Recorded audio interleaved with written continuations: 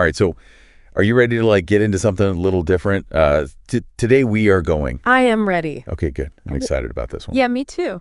So today we are diving into, well, something you said you're interested in a while back, and I remember, and Yes. that is astrology and the occult. Mm. So specifically, we're looking at this source you sent me, Prévisions astrologiques et tarot Yeah. for Mars 2025.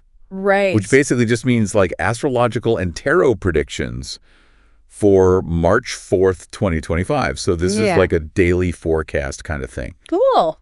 And this one was particularly interesting, I think, because it's written by this person named High C, who's a pretty well-known tarot reader. And so we're going to kind of go through this and unpack it, see what we can learn from it. So we're going to look at some of the celestial alignments and delve into the symbolism of a reversed rune. Okay. Just kind of see what kind of impact these insights might have on your day. So yeah, this should be fun. So what's interesting to me right off the bat is like this source we are looking at here. Yeah. It really is this cool blend of like astrology and tarot, and it's all kind of focused in on this one specific day, like March 4th.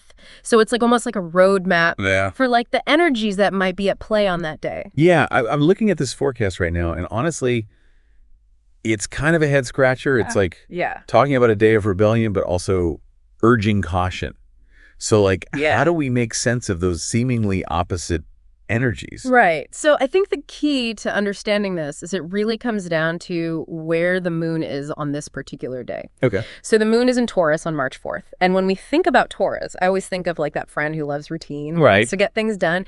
It's an earth sign. Yeah. So very grounded, practical. Yeah. So while there might be this kind of underlying rebellious energy, like a pull to break free from the norm, the placement of the moon in Taurus, I think, is really encouraging us to kind of channel that energy in a more constructive way. So instead of like making rash decisions or, you know, just doing something super impulsive, it's more about like calculated risks and thoughtful changes. Okay. So it's not about like, you know, throwing all caution to the wind, but maybe more about like tackling those practical tasks we've been putting off, like finally like organizing that overflowing inbox or having that like difficult conversation that you've been avoiding. Exactly. Yeah. And I think you might even find yourself feeling more determined or motivated to kind of tackle some of those long-term goals that you've been working on. Okay. And the morning of March 4th is looking particularly supportive for that kind of energy. Interesting. Yeah. We've got the sun and Mars both in a sextile aspect to the moon now. Okay. For those who aren't familiar with like astrological lingo,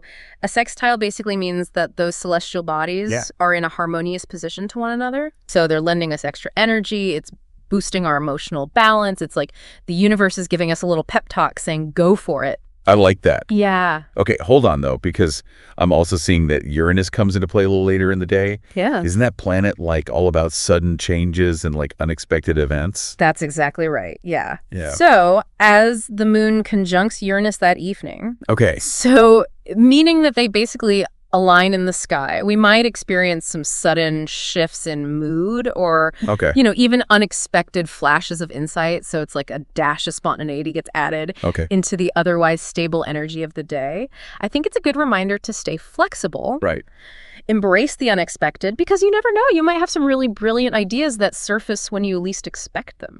This is where I think the tarot reading gets super intriguing. Okay. Because there's this reversed YR rune.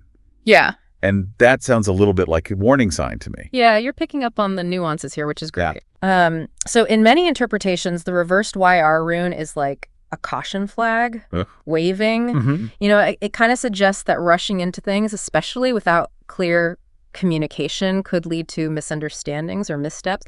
Imagine like trying to like force a square peg into a round hole. It's just not going to work. It's not going to work. Yeah. Yeah, and High C actually gives some pretty specific advice here based on this rune. Oh, yeah. Pause before acting. Be mindful in communication. Ground. Trust timing. It almost feels like a mantra for navigating the day. I love how you frame that. Yeah. Each piece of advice, I think, really does offer us some practical guidance for the day. You know, ground could mean taking some time for yourself amidst like all the energy of the day, whether that's 5 minutes of meditation or just stepping outside and getting some fresh air. Right. And then, you know, trust timing reminds us that not everything needs to happen right this second. Some things unfold organically, and trusting that process can lead to better outcomes. It's interesting how the tarot reading kind of echoes that grounded energy of the Taurus moon that we were talking about earlier. It's almost like they're working in tandem. Absolutely. I think both the astrological and symbolic aspects seem to be kind of pointing us towards deliberate action rather than impulsivity on that day. So it seems like March 4th, 2025 could be a day where finding that sweet spot between ambition and caution is key. Yeah. It's about harnessing that Taurus moon's grounded energy to tackle projects, but also staying open to those unexpected insights that Uranus might bring.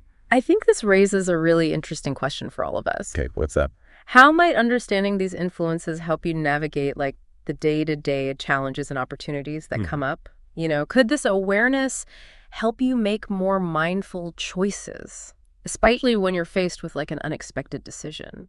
That is definitely something to reflect on. And who knows, maybe this deep dive will spark your curiosity to explore these concepts even further. Yeah, I hope so. Well, thanks for joining us. Thanks for having me. Of course. This was fun. Yeah, I had fun too. Okay. All right, we'll talk to you later. Sounds good. Bye.